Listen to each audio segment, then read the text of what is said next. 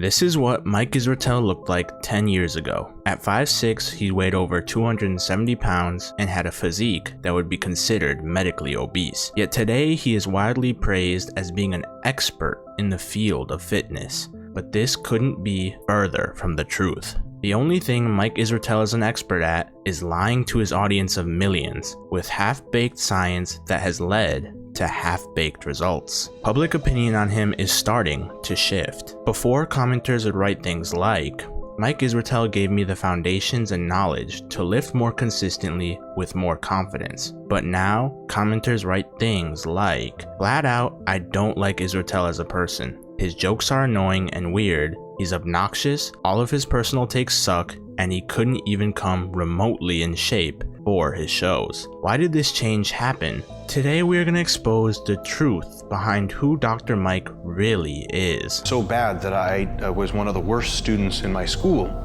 My brain didn't work well. My entire school-age childhood, I ingrained this idea that I was worthless. An insecure, what kind of candy would I have to give you for you to get in my van? Steroid abusing. Every day that I'm on high doses, I wake up in the morning afraid of the rest of my day. And morally questionable. We went to Iraq and Afghanistan and toasted hundreds of thousands. Was it overkill? No, no, they had it coming. Fitness fraud that only cares about one thing, stroking his own ego. But before we dive into the bad, let's quickly go over some of the good. In the beginning, he actually had some well-informed strength and fitness information to share. Mike Israetel would post free presentations of him explaining fitness concepts mainly targeted for beginner lifters. He also has a PhD in sports physiology from the East University of Tennessee and was a teaching professor. During this time, he would also collaborate with other experts in the space and have productive conversations about the fitness field. Before he ever stepped foot into the world of bodybuilding, he was actually a natural powerlifter, meaning he wasn't on steroids and he wasn't obsessed with science-based lifting.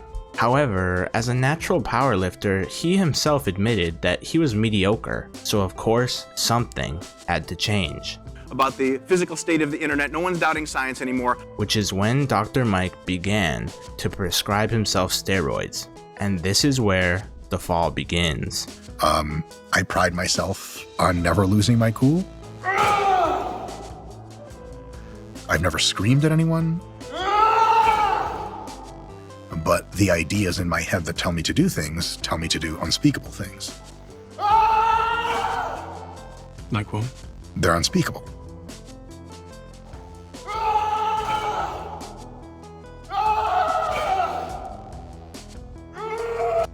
I'd have to speak them. You really want to know? Mm-hmm. Israetel hasn't had success in powerlifting, and he hasn't had success in bodybuilding, but he has had a lot of success in pushing BS science-based training methods and diet cycles that have never worked for anybody, including him.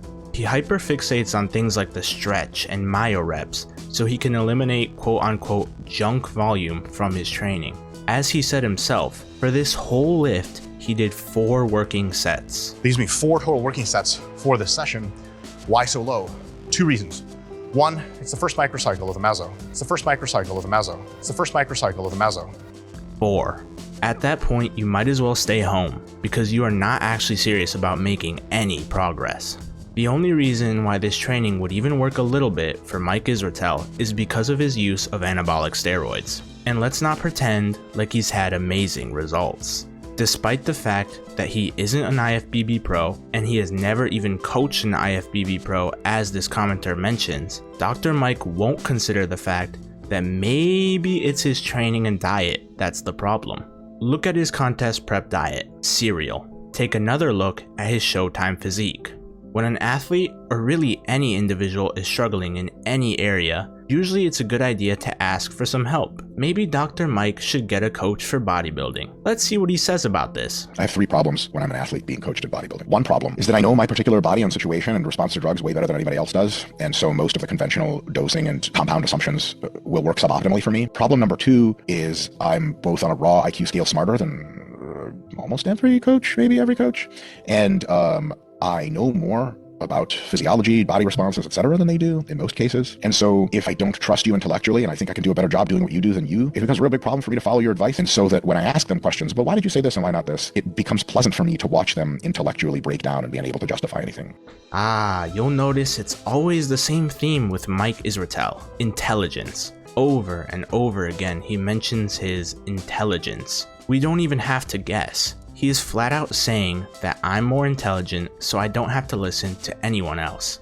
And this happens with time, is have an arsenal of ideas about what to eat. Which is ironic because usually people who are actually smart don't have to tell everyone. As a scientifically literate, awake person, I have to say, yes, I'm aware of these things. When you guys get in the comments and ask me questions about race and intelligence, here is my view in perpetuity until politics changes in at least the United States. Yes, race differences exist.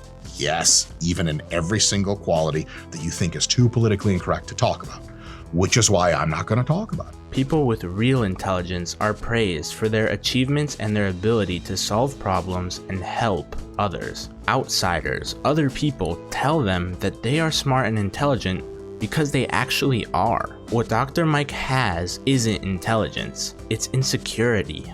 I think, how can they do that with no purpose? The only way in this time in my life that I can see myself is an input-output machine. Input, nutrients, training, supplements, etc. Output, objective, quantifiable performance and body composition measures. It's clear to everyone on the internet that Mike Israetel is incredibly insecure. Now, for most people with insecurities, the gym can be a helpful outlet to help release some anxiety. But what happens when you take a wildly insecure person and give him an audience of millions? Social media and pressure from the fitness industry has undeniably transformed Mike Israetel in the worst way possible. He is someone who should have nothing to prove. He has a PhD, he has a wife, he has millions of dollars, and he has one of the most massive fitness channels in the world. Yet he still feels the need to abuse substances like steroids. What about steroids? They're great. What? Am I allowed to say that? What are steroids? And you said you take steroids. Do you take steroids all the time? And what is the impact? So say if you weren't taking steroids, how different would you look? And he still feels like he has to undergo drastic cosmetic surgeries to fix his excess body fat. Why? To understand this, let's take a look at main character syndrome. Main character syndrome is a term used to describe a mindset where someone views themselves as the central figure in their own life story, the protagonist, without taking into account other people's perspectives and experiences. In other words, narcissism. Narcissistic people imagine that everything they do is being watched at all times. Except, Dr. Mike doesn't have to imagine. This is his reality. There are millions of people watching what he does and listening to what he says, which is why his ego has grown to what it is today. I'm a brown belt in jiu-jitsu and I'm a little jacked. And I'm Russian too, I got the tough guy face. As this commenter mentions, the problem with Mike isn't that he doesn't know what he's talking about, but that his own ego forces him to reject anything outside his tiny bubble, and he becomes very angry and nasty about it. For a science-based guy, he sure does introduce a lot of biases and personal opinions into things he does. I'll read a comment on social media directed at me, I guess about me. It's from nameless, faceless profile. And I begin to fantasize about what it would be like and how much sublime pleasure I would receive in hurting that person at a deep physical and emotional level. Badly. Hurting them in such a way that they're never going to walk right again and they're always going to remember me and how they dared to cross me. Dr. Mike, over the years, has stopped giving advice on lifting and has instead begun to tell people how they have to lift for optimal outcomes. His entire argument is that if you don't lift like him and if you don't listen to his advice, that's okay, because you probably just have low intelligence and are poor. Motherfucker, I'll tell you why you're poor, goddammit. You spend all of your money, you're addicted to like 10 different things, you have an I don't give a fuck attitude about basically everything, you've never invested a dime in improving yourself in any way whatsoever, you're rude to everyone around you. How are you possibly going to make money and hold on to it? Having an ego is one thing.